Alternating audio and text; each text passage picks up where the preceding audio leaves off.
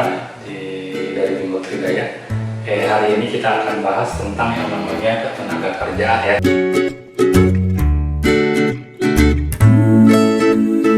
Sudah siap semuanya?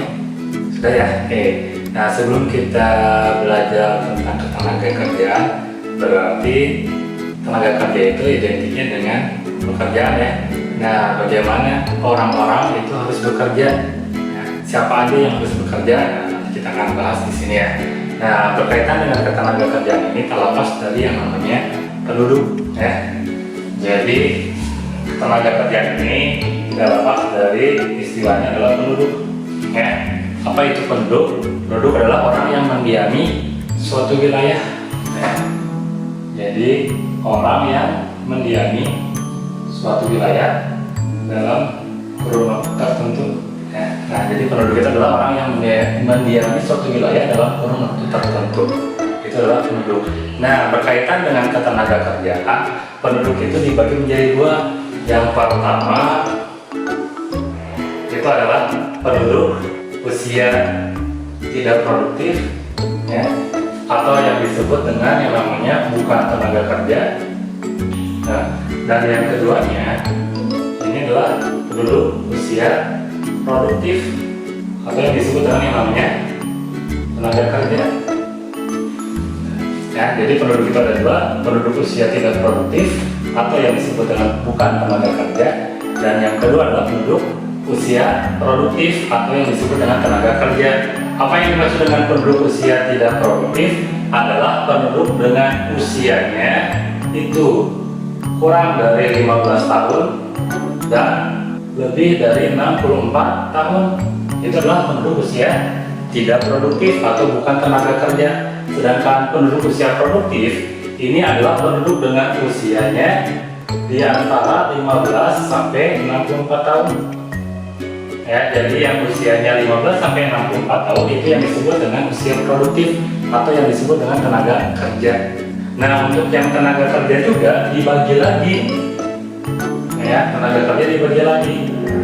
Yang pertama ada yang disebut dengan bukan angkatan kerja. Yang keduanya yang disebut dengan yang namanya angkatan kerja. Apa yang dimaksud dengan bukan angkatan kerja?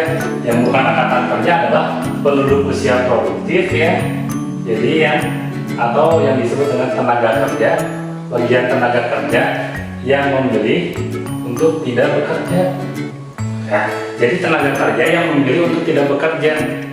Dia usia kerja tapi memilih tidak bekerja. Contohnya apa? Contohnya itu adalah pelajar.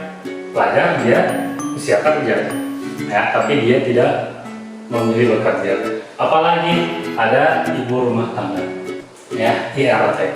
Nah, itu yang disebut dengan bukan angkatan kerja. Kalau yang angkatan kerja berarti tenaga kerja yang memilih bekerja, ya.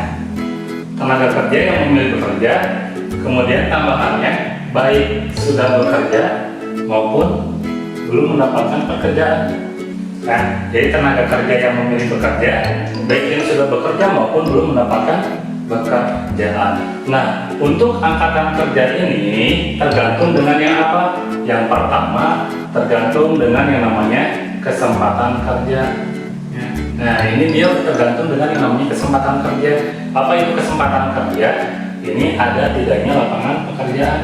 Ya, ada tidaknya lapangan kerja. Nah, tuh. Kalau ada lapangan kerja berarti masuk ke yang namanya bekerja. Jadi kalau ada lapangan kerja, dia ikut kerja. Gitu. Kalau tidak ada, berarti muncul adalah pengangguran.